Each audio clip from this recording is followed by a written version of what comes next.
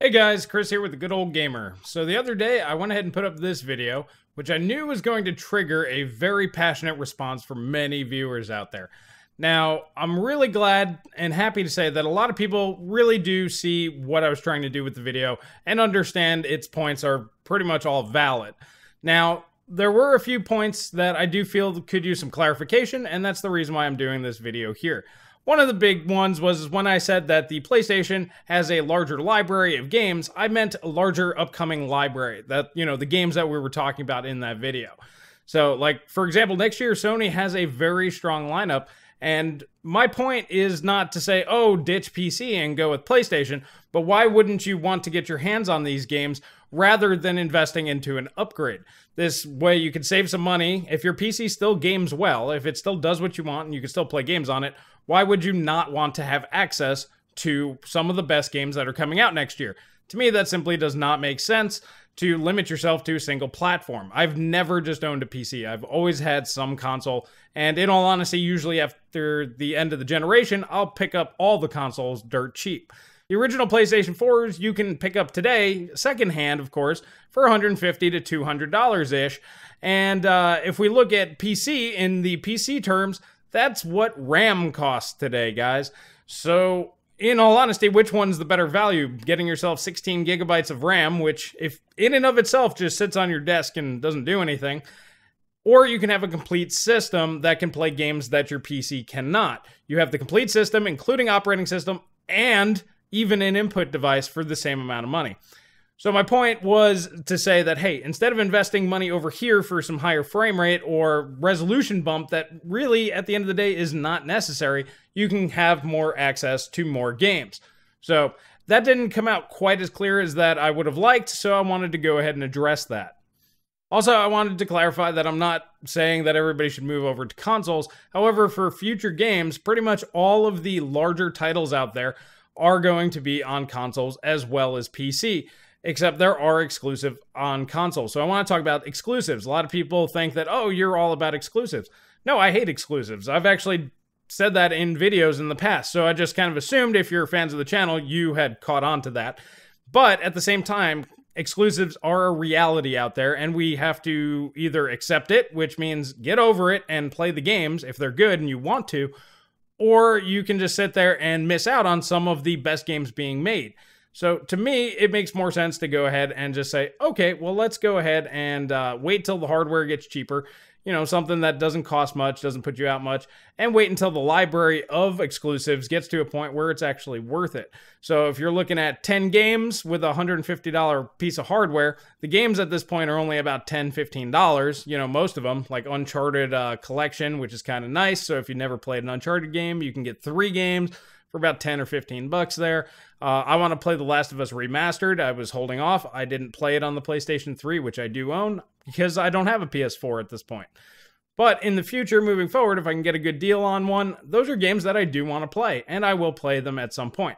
So that was just kind of a secondary usage for your money. You could also fill in that gap with paying your bills instead of spending money on a GTX 1080 Ti when you already have like a GTX 970 or an R9 390. You can go ahead and save that money and, maybe pay off your student loans, pay off your car, do something else more productive with that money instead of worrying about some higher frame rate or some higher resolution, which at the end of the day does not ultimately change the gaming experience. The game itself is what's important. It's not really how it looks or how it plays. As long as you're hitting, like I said in my video, for me, 1080p is fine. You might need 1440p. Maybe you have better eyesight than me. I have glasses. I mean, things are different for each person. But once you hit your target, do you really need more? A lot of people will go out and spend money on things that they don't need. They personally know that they don't need it. And yes, these are luxuries that you can treat yourself to, but most people don't have the spare income to do that. Most people do have a lot of debts. They do have cars that they are paying on or houses, for example, such as myself. Is that money better spent elsewhere? So basically, yes, you can go ahead and get whatever you want. I'm not telling you what to do. What I'm saying is that the bare minimum basics for running PC games is very inexpensive at this point, and you can get away with spending very little if that's all you can afford, or in all honesty, if you have other things that you can use your money on versus just playing games. So that's kind of the whole point on that front. So at the end of the day, those are pretty much the 2 points that I just wanted to quickly go over and kind of address because it didn't come out clearly when I was speaking in the video. Because I do these generally in one sitting, and sometimes when I'm rolling, words don't come out quite right, and I usually try to fix them with some sort of caption underneath. This is how most people do it, because if you have a good scene, and there's just no point in redoing the whole thing. But I apologize. I should have probably been a little bit more clear on those points, so I wanted to go ahead and do that. But I'm really glad to see that there were some people, I could just tell from their responses that a light bulb clicked off, and they're critically thinking about purchasing decisions. You know, like, oh, do I really need 4K right now? Well, I mean, ultimately what it comes down to is are you happy with your experience? If you're not, and you have the disposable income, and you just have some cash laying around, okay, well, might as well just upgrade. That's fine. But if you're one of those people, like I said in the video, that watches, 2 or 3 tech tubers every day, and you're really happy with your current setup, but for some reason, oh, now I want to get, LED strips or RGB up everything, or, oh, I need a faster video card or a high resolution monitor. That's the marketing, and that's what gets in your brain, and you just kind of need to step back. And that's what that video is pretty much just telling you guys is take a step back, look at the market. And like I said, the example with the PlayStation, if you wanted to play games, why not do that, instead of investing into, a higher end video card for just some higher frame rate so you can play the same games that you can already play right now. You might as well get access to games that you don't currently have. The Switch could be another example there. Like Super Mario Odyssey looks kind of cool. If Switches become available and are inexpensive enough, yeah, I'll pick one up. I'm not really interested in one right now. But there's no reason why I wouldn't if the cost to benefit analysis there, if there's enough games at the right price, sure, I'd rather not miss out on those titles. Does it suck that I can't play them on PC? Yeah, that's not cool. But at the same time, am I going to preclude them just because they're not on the system that I prefer to play on? No, absolutely not. It's better to have as much variety and as much access as possible. And one of the ways to do that and gain access to a wider variety of games out there is to just scale back and not worry about upgrading every time. This is really because of Coffee Lake, and I see people with like, even an i7 2600K with an overclock. It's going to be more than enough moving forward. You don't really need the 6-core 12-thread CPU right now. By the time you do actually need to upgrade, that level of CPU will be less expensive. So you might as well just wait until you actually do need to upgrade because you'll save more money that way. You can stretch out your hardware longer.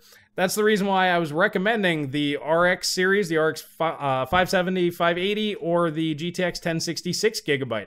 Because of the VRAM on the RX 580, the 8GB, and the 6GB on the 1060, that's going to last a lot longer than if you're investing in the lower end stuff. But you can get away with those. That's why I wanted to show that off. If you wanted just bare basics, I just want to play, some basic PC games, and I don't want to invest a lot of money because I would rather buy something like a PlayStation 4 and a Switch so I have a wider access of games, or hey, I got student loans, I have a car I have to pay off, I have medical bills, whatever, grown-up things that happen in life, areas where that money would be better used, go ahead and do that. This is a great time. There hasn't really been a time before this where somebody could say, hey, you can get a $100 brand new CPU and a $100 GPU and play games at an acceptable resolution. We're finally getting to that point where the walls are starting to come in. There's a lot of diminishing returns on resolution, on frame rate, and all of that. So this is actually good news. I was really surprised how defensive people got when I'm saying you don't need to spend money on hardware. It's really kind of counterproductive and really shows how strong the marketing is out there.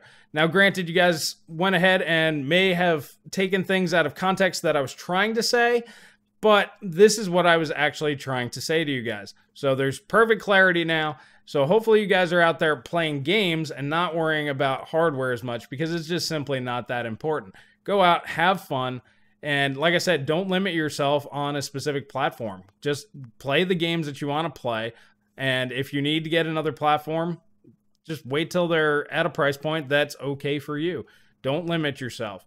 And like I said, just be responsible. When somebody tells you, hey, this is a great product and everybody should get one, that doesn't necessarily mean you should just go out and get one.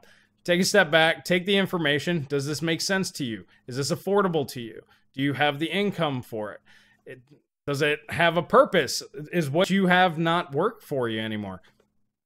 I've seen some comments where, you know, it seems like I was able to save some people some money. That's really what I wanted to do, to get you guys to think critically. And I'm glad that I was able to help out with that.